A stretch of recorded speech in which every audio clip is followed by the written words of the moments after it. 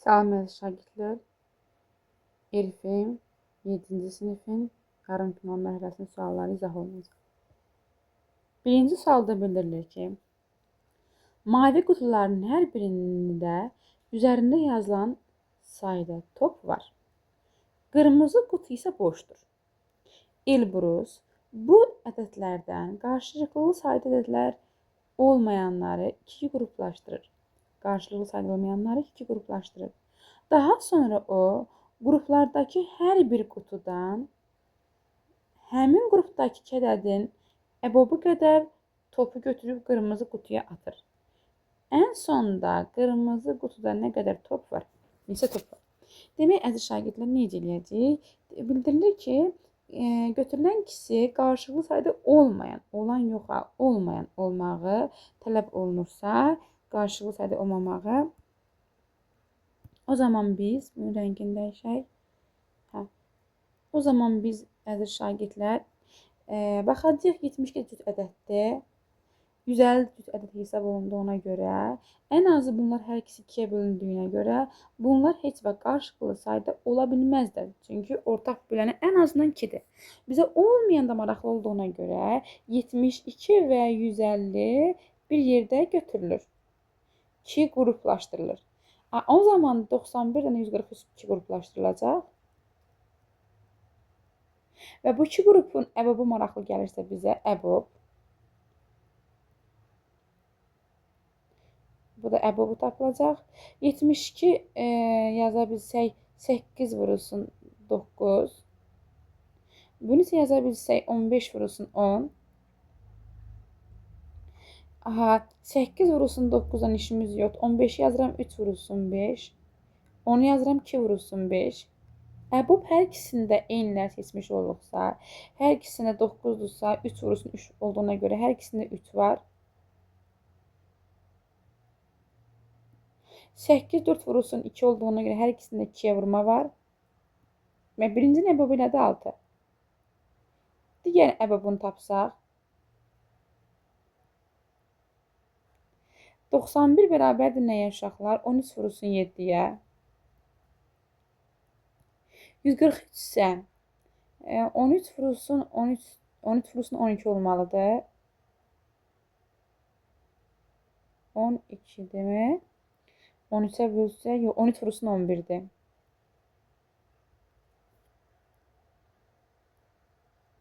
On üç vurulsun 11, hər ikisində əbob maraqlıdırsa, demək, bu ifadənin əbobu 13-dür.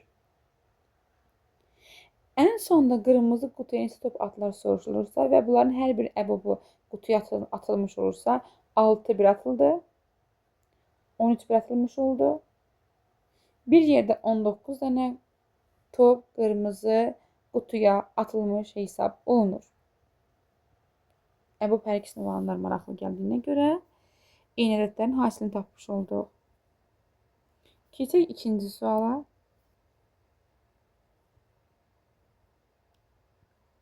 Gülay 50 sm uzunluğunda bir məhdudun hamısından istifadə edərək tərəfləri, yəni santimetrləri tam ədəd olan bir düzbucaqlı düzəldir.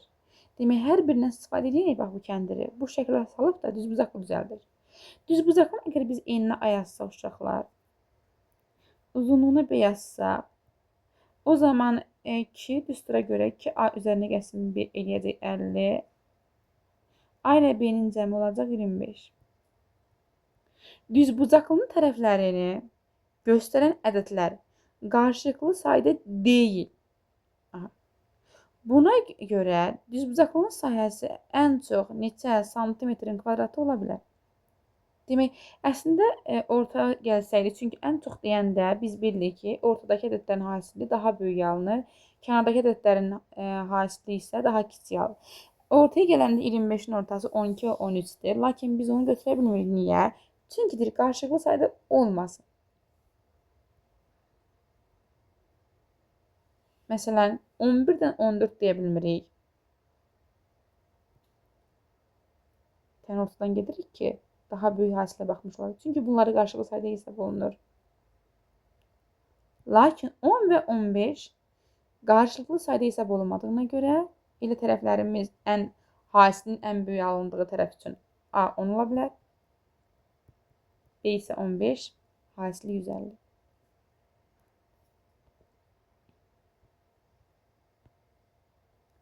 Aşağıdakı torbaların hər birinin üzərində içərisindəki buğda dənələrin sayı yazılmışdır. Müqayisə edindir. Demək uşaqlar, 32 haqqında məlumatımız var ki, 2-ni 5 dəfə özünə vuranda 32 alınır. Vurmada üstlər mörtəzə ilə ayrılırsa vurma hesab olunur. 5 dəfə 5 25. 4 də 2-nin kvadratıdır. Mörtəzə yazırıq ki, 11 ilə yan-yana görünmüş olmasın. Mörtəzə ilə fərqlənirsə, üstlərin vurulması hesab olunur. 11 dəfə 2 22. 2 üstü 6 64 70 olur. Yenə vurma hesab olunur. 4 dəfə 6 24. Göründüyü kimi A daha böyükdür. Sonra C, sonra B. B'nin daha kiçik olduğu variant D variantıdır. Şərti ödəyən. D variantı. Sevda 4 kartın hər birinin bir üzünə birdən fərqli bir natural ədəd yazır. Yəni birdən fərqli bu 4 dənə kartın hər biri natural ədədləri ifadə edir hər hansı. Daha sonra o bu kartlardan ikisini şəkildəki kimi tərsinə çevirir. Yəni rəqəm görünür. Bu kartlardan istənilən ikisi seçildikdə üzərində yazılan ədədlər qarşılıqlı sayda ədədlər olur. Buna görə tərs çevrilmiş kvadratlarda yazılan ədədlərin cəmi ən azı neçə ola bilər? Əgər deyirsə ki, istənilən ikisi hansını seçsən seç, qarşılıqlı sayda ola bilirsə, demək 24 və 65-də nə hesab olunur? Qarşılıqlı sayda hesab olunur. Olunurmu? Bəli.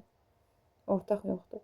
Və ən az maraqlı, ən çox olsaydı deyərdim ki, başqa bir fikir bildirərdim. Ən az deyirsə, birdən fərqli 2 gəlir. 2 bax məqsədədir, amma 24 ilə qarşılıqlı sayda hesab olunmur. 3 hesab olunmur. 4 hesab olunmur. Bizə ən az lazım olursa, ən kiçikdən başlayacağım. 5 ümumiyyətlə istifadə olunmur. 6 istifadə olunmur. Çünki qarşılıqlı sayda olunur ki, ortaq bölən olmasın. Amma 6 24-ü ortağı var. Ən azından 6 və 2 3. 7 lakin heç birinə bölünmür. Buradan da baxanda, buradan da baxanda. 8 mümkün deyil. 9 ən azından buna bölünür. 10 ortağı var. 11. 11 heç birinə məxsus deyil. Hansını birləşdirsək, qarşılıqlı sayda hesab olunur. Bu ikisinin cəmi isə C variantı.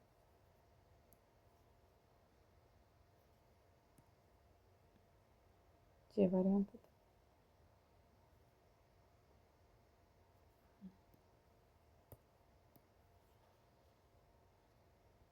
Gələk 5-ci suala.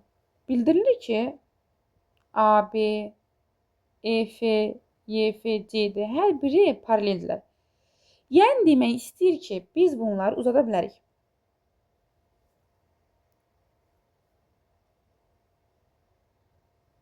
Paralelini daha yaxşı göstərmək üçün.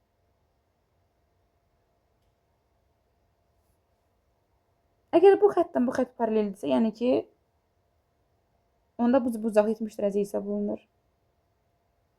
70 dərəcədir. Əgər düz xətt əmələ gəlibsə, demək bu açıq bucaqdır. Daxilə qalıb 30 dərəcə. Bura 70.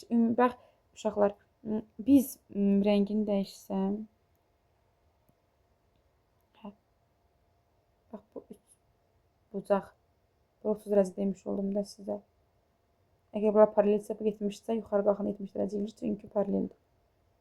Burada əmələ gələn 3 bucağın xarici bucağı 70 dərəcədir. Bir də bir qaydamız var. 3 bucağın xarici bucağı özünə qonşu olmayan ki, daxili bucağın cəminə bərabərdir. O zaman 30-un üzərinə gəlib 70 yiyir. 40 dərəcə. Və vurğulanır ki, BKC bərabərdir YKC-yə. O zaman bura 40-dırsa, digərdə 40 dərəcə hesab olunur. Mən yenə bunu paralel çəkirəm, çünki bildirik üç bir-birinə paraleldir. Yəni uzada bilmək mümkündür. Uzadanda uşaqlar bu bucaq 70 dərəcə hesab olunur ha. Çünki paralel xəttin üzərində qurulubdur. Bu üç bucaqda isə rəngini yəni başqa rəngə çevirsən. Bax, buradakı üç bucaqda. X bucaq artıq xarici bucaqdır. Xarici bucaq özünə qonşu olmayan iki daxili bucağın cəminə bərabərdir. B variantı.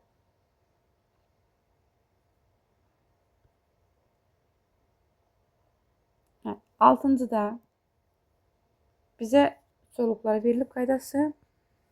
Biz bunu 6-cı sinifində deyəsən olmalıdır, bəli. 7-ci sinifdə mi var? Keçilib dərslikdə. Demək, çoxluğun birləşməsi bərabər tək A çoxluğu. Üzərinə gəl tək B çoxluğu. Çıxılsın. A ilə B çoxluğun kəsişməsi. Digər düsturumuz isə A ilə B-nin birləşməsi. A-nın B-dən fərqinin adı olanlar. Üzərinə gəl B-də olanlar. Ancaq B-də olanlar daha doğrusu. Üzərinə gəl bu ikisinin kəsişməsi. Yəni ortası. Uşaqlar, mən bunu daha yaxşı ifadə edəndə həmişə belə yazıram. Birləşməyi 10K deyirəm, yəni K alınsın. Tək A-ya 7K verirəm ki, yəni 6K bağışlayayım. Digərsə 7K-ymış ki, bir-birinə böləndə K alınır, bir-birinə bərabər olmuş olur. Düsturla ifadə eləsəm, birinci düsturla ifadə eləmək istəsəm, 10K bərabərdir 6K. Üzərinə gəlsin 7K, çıxılsın 9-u.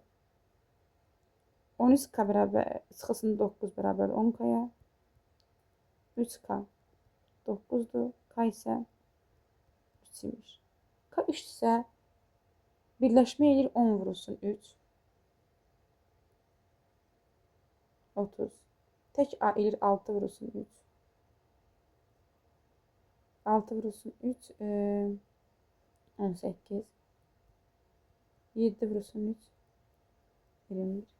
İkinci düstur üçün ifadə eləsək 30 bərabərdir. Bizdən bu iki ifadənin bir yerdisərinə görə bunu bir dənə nə bilim nə hərfi yazaq. Bir T hərfi deyək də, F hərfi deyək. Buna bir F-dən yazsaq daha rahat olsun. Üstə gəlinsin. Bu ikisinin birləşməsi yəni 9-a. O F-də bərabər 30 çıxılsın 9-a. Yəni 21. Cavab oldu C variantı. 7-ci suala gəlsək.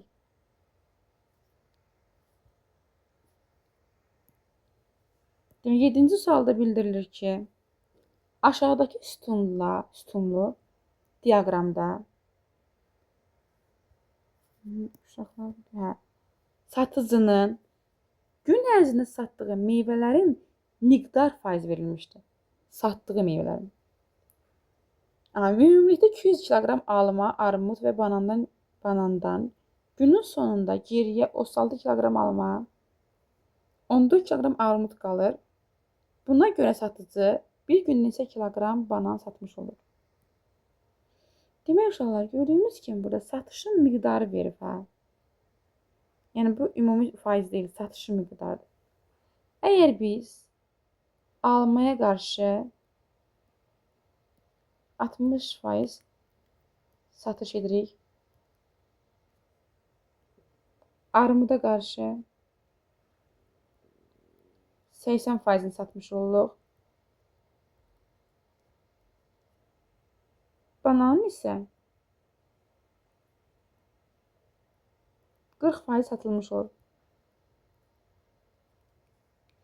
Əgər günün sonunda geriyə 36 kiloqram alma qalıbsa, alma üçün yazsaq.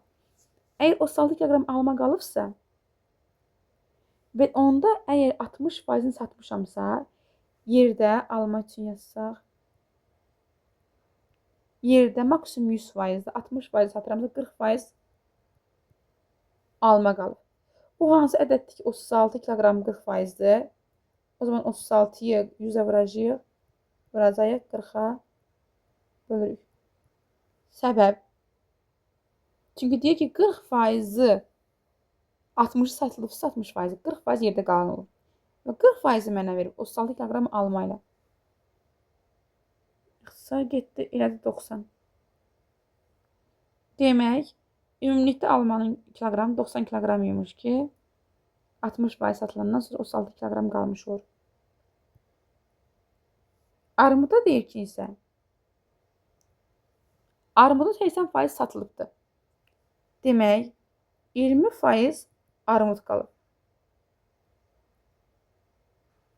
20%. 14 kiloqramın 20%'ni tapan, daha doğrusu hansı ədəddir ki, onun 14 kiloqramı 20%'dir. Onda 14'ü 20% vurmayacaq. Çünki hələ ədədin özünü tapmış oluruq. Əksinə 14'ü vuruq 100%'ə. Bölü 20'yə. O da 70 olur, 70. Demək, alma 90 kiloqramdır. Armud 70. Cəmi etdi 160 kiloqram. Bizim isə 200 kiloqramlıq meyvəm var. Çıxır 160'ı. Qalır 40 kiloqram. 40 kiloqramın isə buna görə satıcı bir gün ərzində neçə kiloqram banan satıb da, satmaq maraqlıdır. Banan isə 40% satılıbdır. Demək, banan 40 kiloqramdırsa, bunun 40%'ni tapırıq görə nə qədər etmiş olur? 16, yəni B variantı.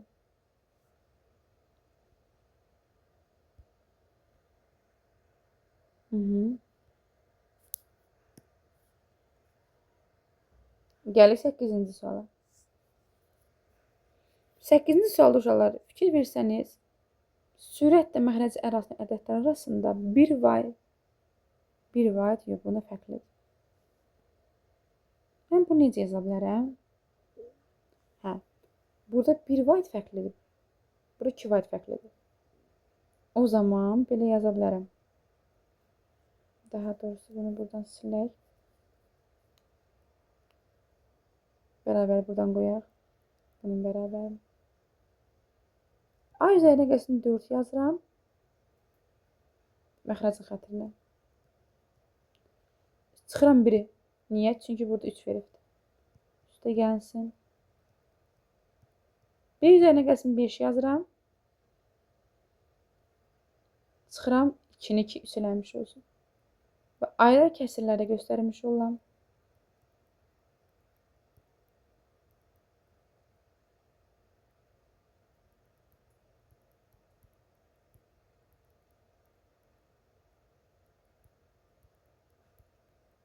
Eyni ədəddə ixtisara getdi 1 alındı. Eyni ixtisara getdi 1 qaldı.